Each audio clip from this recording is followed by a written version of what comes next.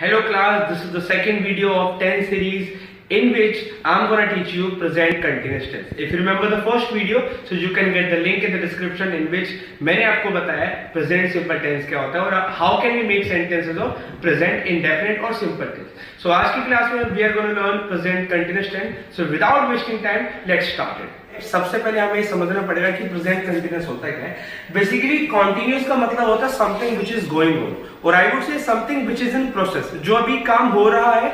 और ऐसे सेंटेंसेस, ऐसी एक्टिविटीज जो प्रेजेंट में रह के हम करते हैं, we are gonna work over that. So उसको इस कैटेगरी में हम डाल देते हैं, राइट. सो थोड़ी सी हम आइडेंटिफिकेशन को भी देख लेते हैं. ऐसे सेंटेंसेस मेनली अगर हम बात करें हिंदी के ऐसे सेंटेंसेस जिनकी एंडिंग रहा है, रहा हूं, रही है एंड रहे हैं की सेंस में आ रही है.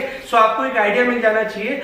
दो sentences are basically from present continuous tense, because present continuous tense का मतलब ये होता है कि अभी प्रेजेंट में कौन से काम चल रहे हैं. All the sentences which are going through and all the sentence which are going on, इस कैटेगरी में हम डाल देते हैं, राइट. सो ऐसे सेंटेंस मैंने आपको आइडेंटिफिकेशन बता दिया. फॉर एग्जाम्पल मैं जा रहा हूं, it is also a sentence of present continuous tense. वो मुझसे बात कर रहे हैं, it is also a sentence of present continuous tense.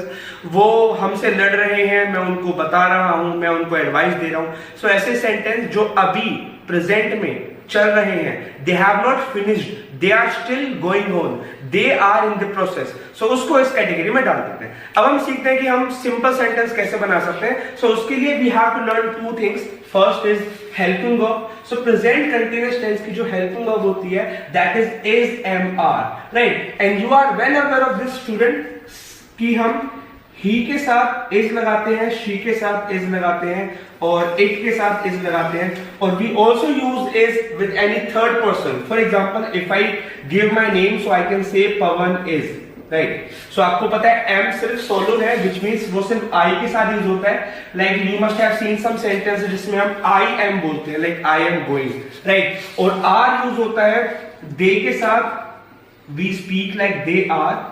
We also use are with you.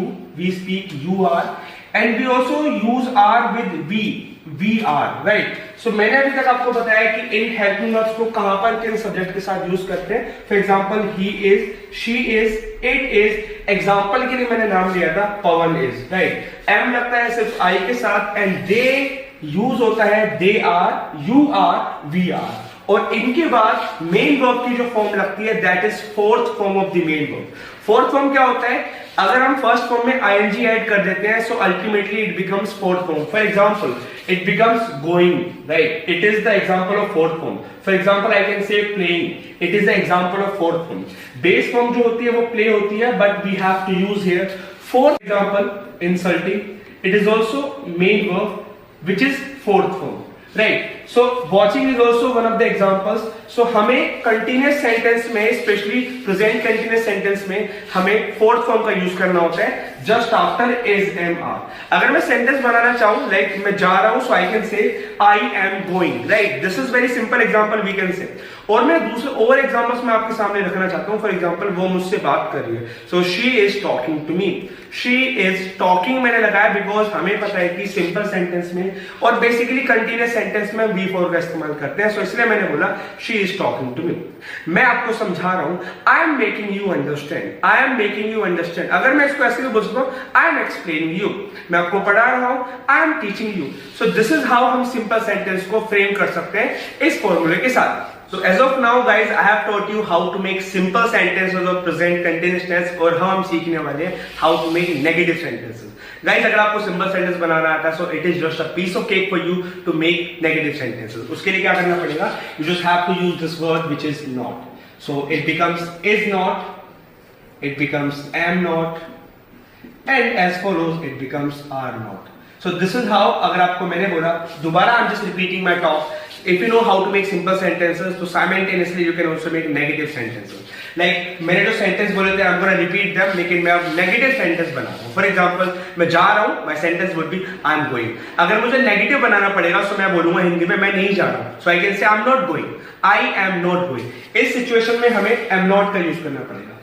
So negative sentence बनाने के लिए we don't have to learn some grammar rules, but remember one rule. After helping verb you just have to use not after it, right? For example वो मुझसे बात कर रहे हैं, so they are talking to me. अगर मुझे negative बनाना पड़ेगा, so I can simply use not just after are. I can say they are not talking to me, they are not talking to me. मैं आपको समझा रहा हूं, I am making you understand. इसको नेगेटिव कैसे बनाएंगे? I am not making you understand, I am not making you understand, right? So this is how.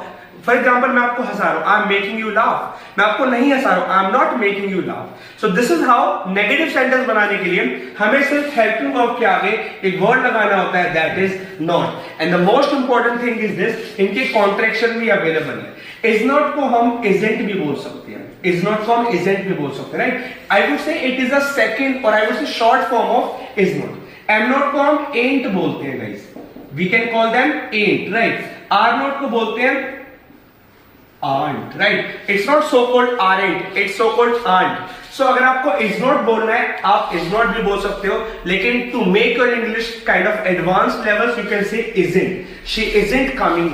Like he isn't talking to me. He isn't taking classes. am not बोलने की जगह आप बोल सकते हो ain't बोल सकते हो, जैसे I ain't taking classes, right? I ain't teaching you. I ain't talking to you. Are not को अगर कॉन्ट्रैक्शन में ले जाते हैं, so we can make this word and इसको प्रोनाउंस करते हैं आंट, राइट? आंट, वो चाची वाला आंट नहीं, इसको ऐसे प्रोनाउंस करते हैं आंट।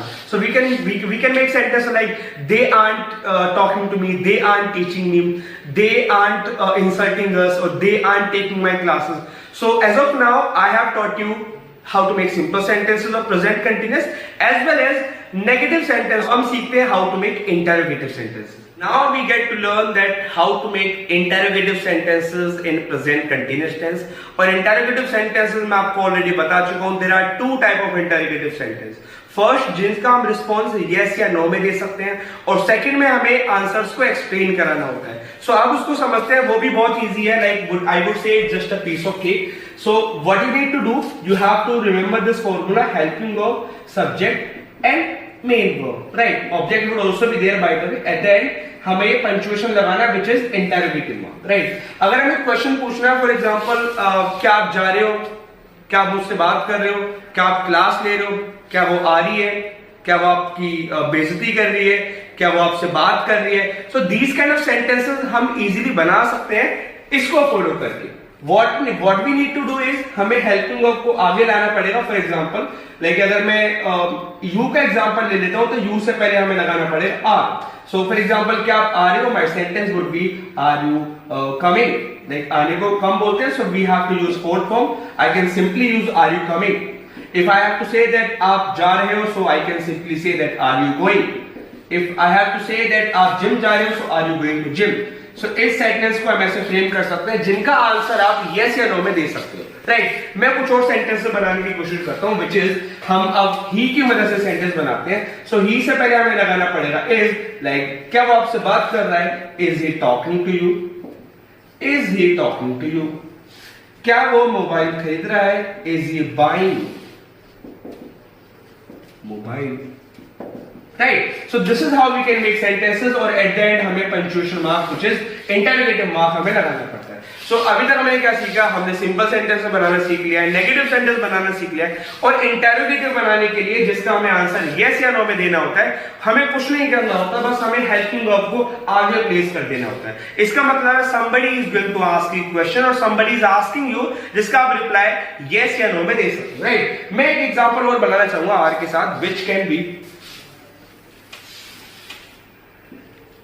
क्या वो आपकी क्लास ले रहे हैं, are they taking your class.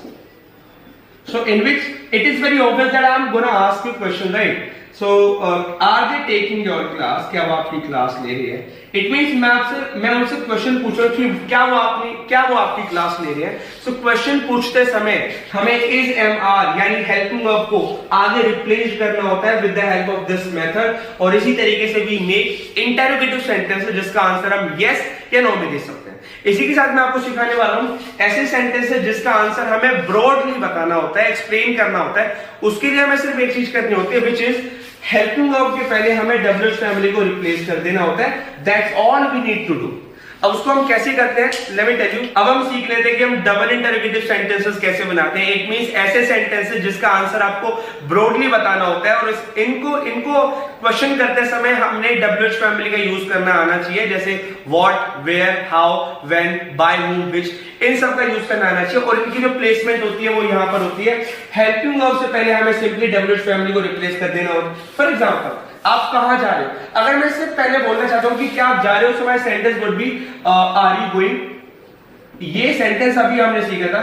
अगर मुझे बताना हो कि आप कहां जा रहे हो, सो उससे पहले हमें सिर्फ क्या लगाना पड़ेगा, where are you going. It is very simple, right. So ऐसे सेंटेंसेस को हम बना सकते हैं with the help of this method, right. हमें सिर्फ WH फैमिली को प्लेस करना होता है और कहां को क्या बोलते हैं, वेयर। अगर मुझे बोलना हो कि आप कब जा रहे हो, तो उसके लिए हम क्या लगा सकते हैं यहां पर, so when are you going. When are you going which means आप कब जा रहे हो, राइट। एक एग्जांपल और आपके सामने रखूंगा कि लाइक क्या मैं पढ़ा रहा हूं। For example, so my sentence would be am I teaching. अगर मुझे खुद से क्वेश्चन पूछना पड़े कि मैं क्या पढ़ा रहा हूं, सो यहां पर मैं व्हाट लगा दूंगा, which means what am I teaching, मैं क्या पढ़ा रहा हूं, व्हाट एम आई टीचिंग।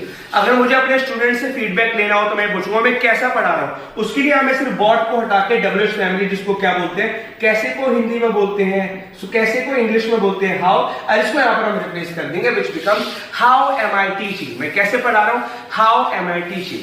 आप कब आ रहे हो, व्हेन आर यू कमिंग। वो कैसी दिख रही है, how is she looking, right. आप मेरी क्लास कब ले रहे हो, when are you taking my classes. So इस तरीके से हम WH फैमिली को भी प्लेस कर सकते हैं। बस never forget this formula which is WH family, helping verb, subject, main verb plus object, and eight the end हमें क्वेश्चन मार्क यहां पर लगाना पड़ेगा। So इस तरीके से in this class I have covered almost every aspect of in present continuous tense. Hope you love this video. If you like this video, so you can share this with your friends, because that is the ultimate video to improve your spoken English.